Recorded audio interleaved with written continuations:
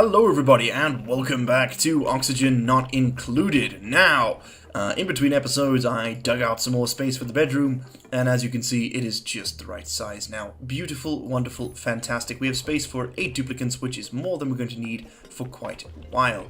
So we are going to go ahead and power through some research. The first of which will be power regulation, the second of which will be internal combustion. We can get some coal-powered generators going so we can free up a duplicant from this manual generator and just save us a bit of hassle in that regard. Okay, so next thing after that, so basically we just research right now really and tidying this place up a bit. We can go ahead and dig out some of this. There we go, make ourselves a slightly better bedroom. Finish off these walls. It's all just stuff to do really while that happens. Now we could use a duplicant to do the generating, but it is what it is, I suppose.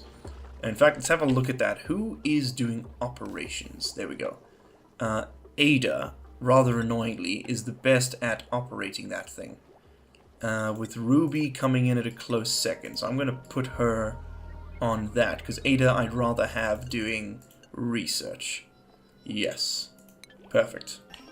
Ada has just finished the first of our sets of research, which will allow us to replace these batteries. Let's go ahead and take those out and throw in something far more efficient, which is the regular old battery. It stores more than 2 of those put next to each other, produces the same amount of heat, so we're basically halving the amount of heat production, and I think it's got a higher efficiency rate, if I remember correctly.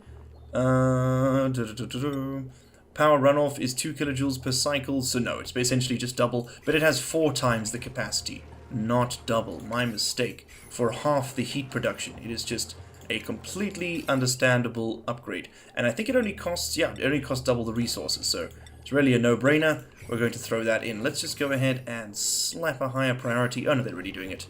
I love this early stage of the game where there's just so much going on. Now, in the previous episode, I attempted some sort of minor tutorial elements to the playthrough, but that's not really going to be the focus of this game, because really there are better channels out there for it, and I honestly just want to play the game and have a bit of fun with you guys. So we're going to be pretty light on tutorials, but I will explain things as I'm doing them, especially if they're a bit unorthodox. I definitely have my own way of playing the game, I have discovered. Oh man, and look at this little dude sleeping, a little shy nymph. He's chilling out, he's fine. Oh, he's just adorable. Animals do have ages. This one will survive 25 cycles before it dies and turns into some delicious meat. This dude's about to kick the bucket, unfortunately. So we can start thinking about where we want to put our coal generator. Now, typically, you want to put it off to the side somewhere where the heat pollution it's going to create won't really interfere with your base too much. But we haven't dug out that much, and I'm not really that keen on expanding our surface area too much just yet, because that's going to open us up to a whole lot of other problems, because basically we're going to have to fill more space with more oxygen, and that means we need to produce more, and. As long as you've got your bedrooms and the majority of your stuff on the upper end of your base, you're probably okay, because then, you know, the oxygen will largely make its way sort of to the top where your duplicants typically spend their time. So just dig up all this stuff, just clean it up in here a bit. Why don't we stick our generator right down here? Hey, and we've just produced it. Fantastic. Okay, so let me plan this out real quick. Okay, so this is the general design we're going to go with for now. It's pretty straightforward. We have a coal generator off on the right-hand side here, which will emit its carbon dioxide. It's going to power up a couple of batteries. We'll store our coal over here, and then the wire bringing power will be run over this way. Oh, we have some mealwood we can harvest. That'll be delicious. Let's hope someone gets to that pretty soon. And we need to pick our next research task.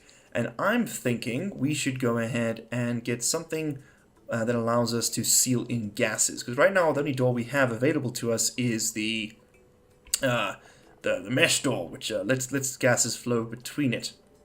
So I guess we go for pressure management, which will give us access to the manual airlock, and airflow tiles. Yeah, let's do that. And gives us access to the gas pump and things as well. Pretty nifty. So I guess we'll run the wire through the tiles like this. It's not the most, cost-efficient way. You use 3 more tiles than you normally would if you just ran it across.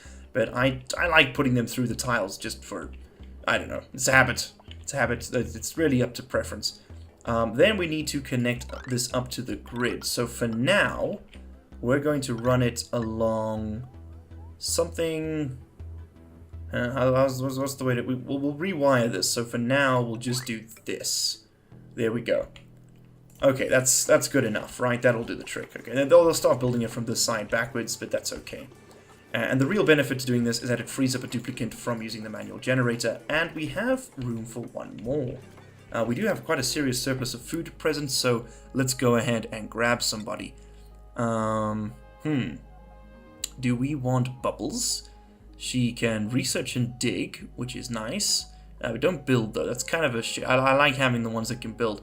Although everybody else is just terrible. Noodle Arms is bad because that's less 3 strength. Although for some reason you already have plus... You must have had +5. What would you be good for? Operating. No, you want a good tinkering duplicate. Flatulent, that's an immediate no. So Bubbles is the only one here that's at all appealing, but you can't really build. So I think we're going to reject everybody on this set. You get, I think it's every 3 cycles you get a new set of duplicates offered to you. So not too bad. Now, as you can see, our guys are struggling to breathe down here on account of all the carbon dioxide. So hopefully, once this work is done, we won't have to come down here for too much else. It's also going to provide a nice well for the carbon dioxide to pool up inside the base. And it's already pretty hot over on this side, so I'm not too worried about producing more heat down here. I feel, as the duplicates go to bed, that it's probably also a good idea to put in a bit of a refining station back here, which is somewhere where we can turn all this poop being produced into perfectly usable dirt to be filled up into our toilets again. Now, the best way to do this is to sort of stick a little room off, sealed, of course, on the side of your bathroom with a couple of fertilize. We can't build them yet, I don't think. Hey, no, compost bins, basically. We can't build them yet, though.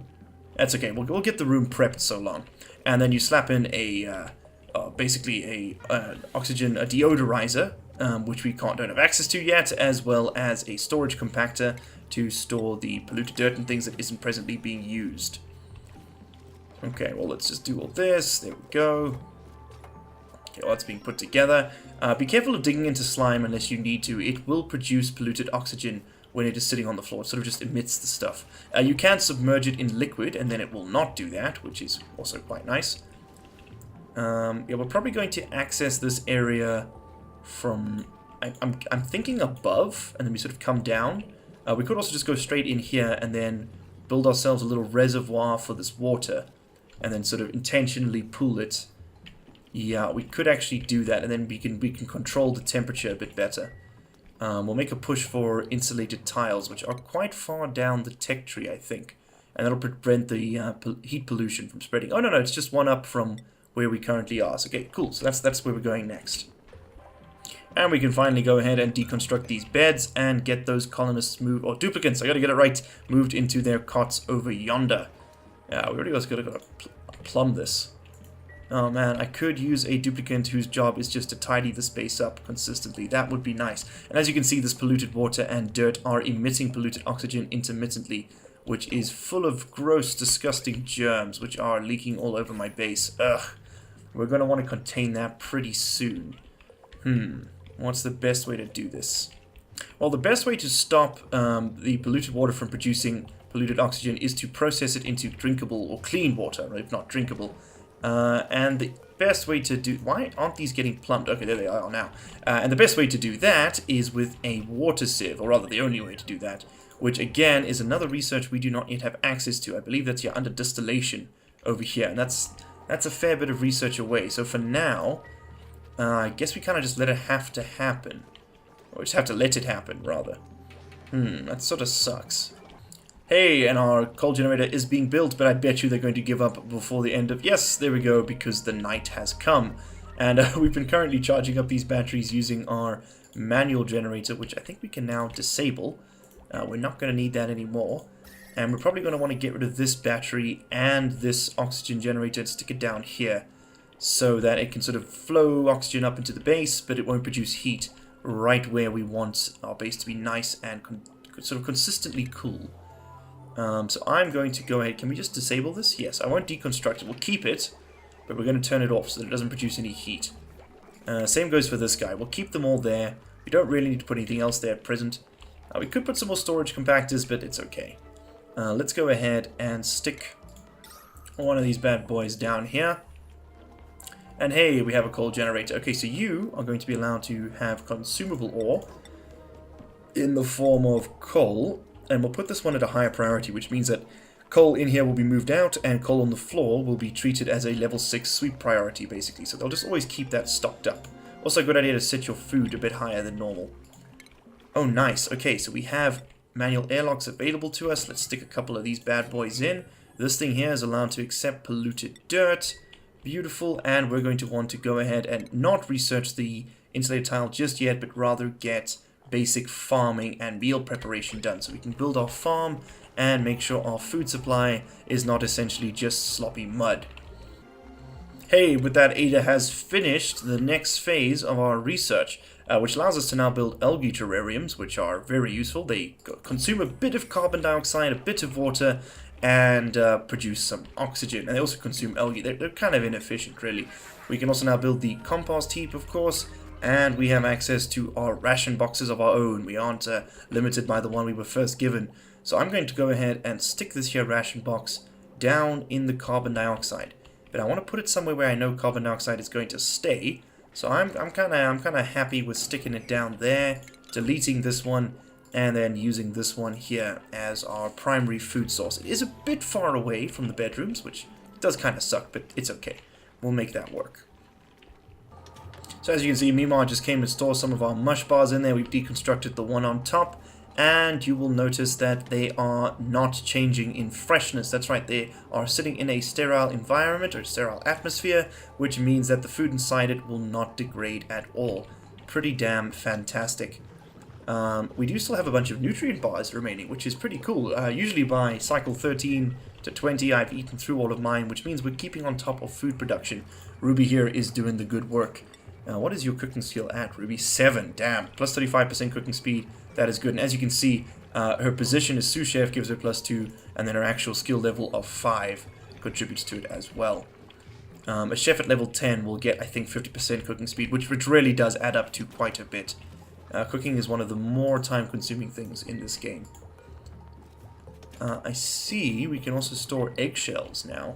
That must be new to this upgrade. That's kind of cool. I haven't really played around much with the new stuff. I know there's a space biome all the way up north. This is a big old polluted biome on the right here, and which arches all the way up and above us. We have even more crappy slime. We've got this stuff's a bit better to navigate through down at the bottom. And directly above us, slime. Ugh. Looks like we got another corrupted biome. I think these are called corrupted biomes, and these are like polluted biomes. I don't know what the exact names are.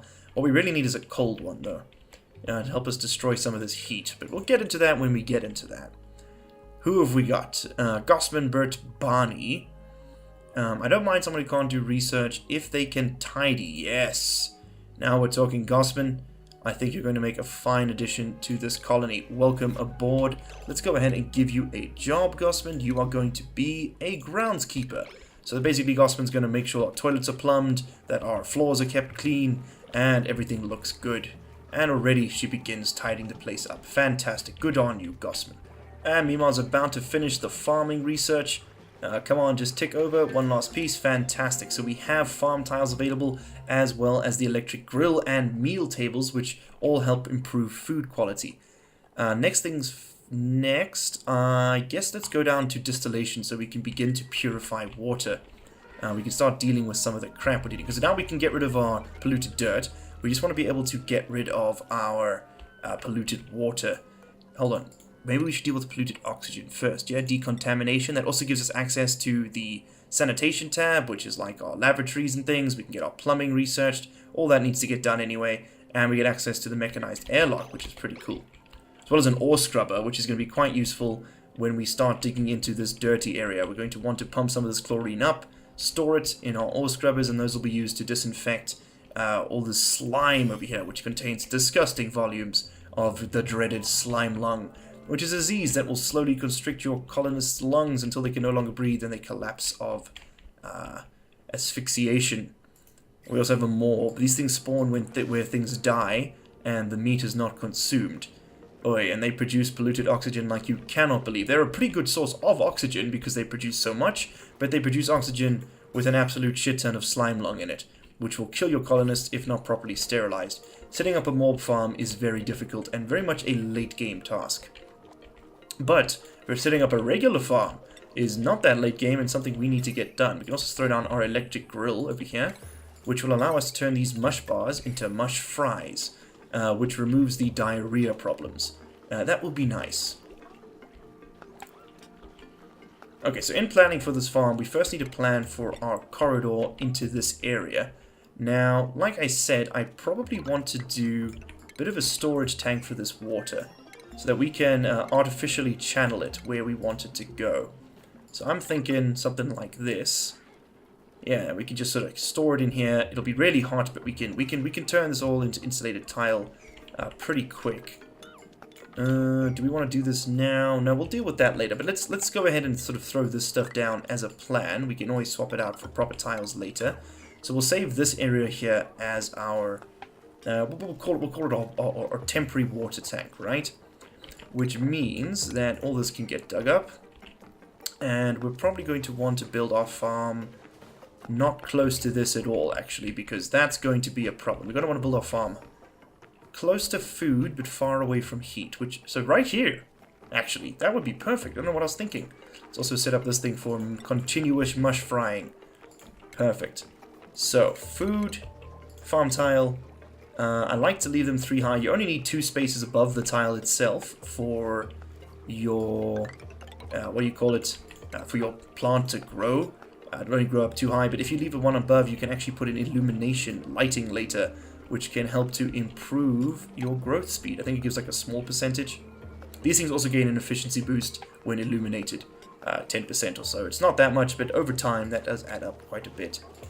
Now I'm going to go a bit mad on the farming just at the outset. So right now we're going to go ahead and set up an absolute crap ton of farming to be done. Hey, we got our plumbing research done, so we have access to liquid pumps and things. Nice to have. And I think we also get, yes, the mesh tile, which is cool, which allows liquids and waters to flow through it, whilst the airflow tile allows air to pass through it. How are we doing for oxygen? Pretty poorly. I don't think this one little guy is enough. So let's throw down a second little guy. Where do we want to store, where do we want to produce some oxygen, rather? I want to keep the heat as far away from the farm as possible, because your plants will stop producing food if they get over their internal body temperature, sort of their maximum threshold. Could stick one in here. That's not the worst idea. And then I kind of don't want it in there, though. So it is kind of the worst idea. I just really want to get oxygen up into the bedrooms, so I'm guessing that here probably wouldn't be the worst place. And we could probably tile this up anyway. Just get that done. I'm pretty sure the asymmetry of my base is driving some of you insane, but yeah, sods. That's all I have to say about that. Okay, let's run cable up to that, and that should help keep some oxygen coming into this area. You'll probably find, even at the top here, it's not looking good. It's pretty decent down here, we're just not producing it fast enough. We do have 6 people after all. And we are just blazing through research and the construction of our farm now. We have got the decontamination research done, so we can stick a couple deodorizers in these bathrooms to destroy that polluted oxygen. That will help a lot with the containment of those germs as well. We're also now producing more than enough oxygen, and I decided to tap into this water source while we were at it, because you know what, it's right there, and we might need it for some of our farms. So, while the farm is getting built, I think it's probably time to look at what we want to research next. Now, I'm pushing pretty hard for distillation, and I sort of want to do this in the next episode, but there's a pretty good reason for that, which I promise I will get into, but at present I will keep it a surprise. It's got to do with a really cool positive loop you can exploit in the game with regards to the production of wastewater. It's kind of awesome, I gotta say. Okay, pitcher pump is in, that's good. What are you guys doing? You're building some sandstone things. That's great. Okay. Coolio. Oh, hey, come on. Give me a farmhand. Please. Oh, we got someone who wants to do ranching. That's not bad. Liam, On the balance probabilities, mate, you're looking pretty good. Welcome to the party. And Liam, you can start off your career as a farmhand immediately. And before you can go into ranching, he needs to do that anyway, which means that he'll be pretty good at setting all this stuff up. So we're going to want to get access to the ceiling light, which is locked away under research we don't have, under interior decor. Okay, so we'll get to that soon enough. Let's just get everything planted. And oh, the shine bug's doing some growing for us. Beautiful. Let's actually see if we can't trap that little guy in there, because he's sort of like a free source of light, as it were. We're sort of gonna build these things up like this, in the hope that we may put a couple doors on them. Actually, not cancel that. It's fine. It's fine. It's fine. If he gets in there, he gets in there, but the odds of us being able to successfully trap it are kind of low, and, you know, unless they're not, because if we build the doors... Oh man, I am indecisive. If we build doors in here, and then just hold them open until it's in there, specifically this one, and then close it quickly, we might actually be able to trap it and use it. Okay, yeah, you need Bristle Blossom Seed. We don't have one at present, but these might drop them when they're finished. And you can take Mealwood, please. Copy and paste. Lovely. Okay, this isn't the best layout. We are going to have to adapt it probably on this side a bit later, because we do want to include something called a farming station, which improves the efficiency of all your plot tiles inside any given farm. But for now, this will do. I mean, we're a fair bit away from that at present. Okay, what did we just unlock there? I think it was the liquid filter and the gas filter. Yes, it is. Because that is under what? Filtration research. Now we're on to distillation. Beautiful. And then we can go ahead and get our lighting. Illumination and decor. Very important. We also have access to the ore scrubber. That's getting built. Oh man, this colony is going great. We have a serious surplus of food. I want to get that into the couple hundreds of thousands, though, before I feel secure. Oh damn, and our shine bug has managed to drift up all the way over there. Hopefully we'll be able to eventually lure him in here. We don't have access to the critter lures yet. That is a research of its own right, which is pretty damn far along in this. It's all the way over here, which is kind of infuriating, because why can't I get access to shine bugs? You know, they're so useful. Let's go ahead and copy settings for that mealwood. I'll put a couple more tiles in over there. And then we can probably consider this farm pretty good. Our mealwood will grow on its own. I think it needs fertilization of dirt. Yes, every 10 kilograms of dirt every cycle, and we have 18 tons, which is going to give us quite a bit of time before we run out. And we can always create more dirt by refining polluted dirt, as you can see, into dirt, which is always nice, and then turning that dirt into food. I don't think the germs transfer. And if they do, then unfortunately this thing does output dirt at 70 degrees Celsius, though, so it's a bit warm. That might affect the, as you can see, these things can't get hotter than 30 degrees, and these guys can't also, oh, they're also 30, yeah, they're also 30 degrees, can't get hotter than that. Otherwise, they will not grow. But yeah, guys, I think that's going to be sufficient for episode 2 of Oxygen Not Included. If you've been enjoying the series, hit that like button, and if you'd like to see more, hit that subscribe button, and I will see you all in the next one. Cheers.